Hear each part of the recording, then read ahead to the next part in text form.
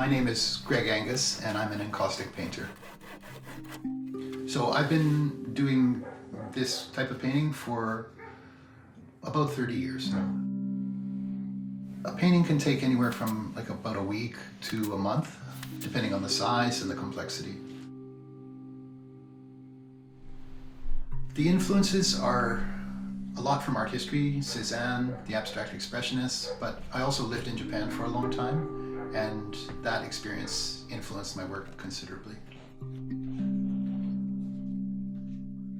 So I use Encaustic, which is basically wax, and I mix in oil paint for the color, and then those get layered onto panels. Okay, so the process essentially is building a panel to suit the size of the painting, and then that panel gets layered with, say, 10 or 12 different layers of colored wax. Then the image is projected onto the panel, it's drawn out, and then I cut out the negative or sometimes the positive areas depending. Then it goes back on the floor and another 10 or 12 layers gets put in. Then it gets scraped. The challenge to that way of working is typically painting is built from the substrate up the canvas or the board. You paint on top of the painting, right? And it just gets thicker this way. So what I'm doing is I do all the layers first, then I start to scrape back. So it's a negative process. And I don't overpaint, I don't correct with small brushes or anything like that. I just keep scraping. So you kind of have one chance at this, and it's very challenging to be able to hold all that information in your head and to come up with a positive result at the end.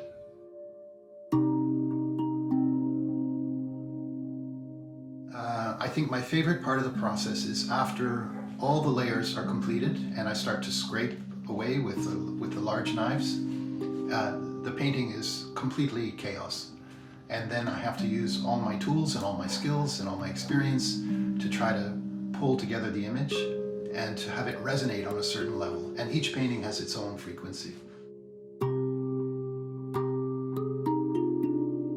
The name of the show is I'll See It When I Believe It, and the reason for the title is to explain if you can alter your mind state, you have different kinds of perceptions. And all of the paintings in the show, in one way or another, relate to that notion. Yeah. A lot of the painting has to do with what's unseen. So we have our general reality, and we all tend to agree on that.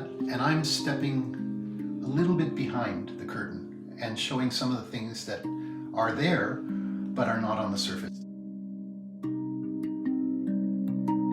It's like the idea of parallel universes. Some people say you can slip from one parallel universe to the other, right? So what happens in the paintings is a little bit like that. I like to make paintings, I call them slow paintings. They're not fast paintings.